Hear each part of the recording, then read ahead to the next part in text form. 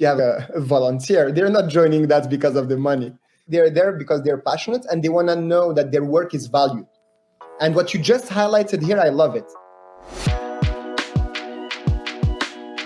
How do you track the contributions or the input? And can you leverage this input to get potential more partners or more money from the government or whatever as an in-kind donation, and to be able to track it? It seems easy, but how do you enforce it, especially with volunteers? And how do you deal with that in the measurement or the tracking?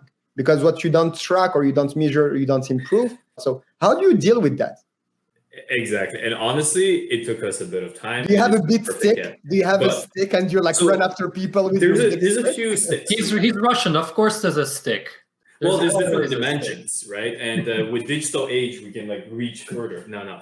But essentially, there's a few tricks. Okay, it's part of the onboarding process. When you start, literally in the kind of onboarding guide, we tell you, hey, you have two calendars, your own calendar with availabilities and meetings, and you have another calendar called tracking. At the end of the day, just say in one word or two what you've been up to for that section. And that's the only calendar I track, right? The tracking one. Now, the fact though that this is not a natural behavior. People are not used to log the calendar, okay? So we knew that it's gonna be a problem from the get-go. So what we did is on fancy Excel, basically on a Google Sheet, we just have the name of everybody in the team, how many hours they've been pulling, and when was the last time they updated their sheet. Just because we have that information, time to time, when we do a touch base with our volunteers every 2 weeks, it's very easy to say, hey, by the way, you haven't updated your sheet in a while. Do you have any questions? And half of the time, you just have to remind a few times, and then they're like, oh, somebody cares about it, so I'm gonna do it. What nobody wants to do is fill some sort of data and never have feedback. And also the last thing, Elias, related to that is transparency.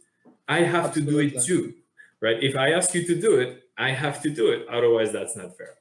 I love what you're saying here, Valentin. And I think this is really important, especially when you have people who, let's be honest, people don't join a nonprofit because of the salaries. And especially if you have a volunteer, they're not joining that because of the money, but they're joining because they want to fill an Excel sheet.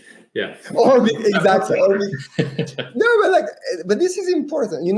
They're there because they're passionate and they want to know that their work is valued. And what you just highlighted here, I love it. Just like showing that what they actually do is being valued. Like this volunteer work is an in-kind donation to our organization. This Excel sheet that you're filling will allow us as a nonprofit to leverage this to get grants or to get more partners, to measure our impact. Because when we measure our impact, we can actually take this and tell our potential partners, sponsors, or basically like our funders that we're actually doing good in our ecosystem. We're doing good in our community.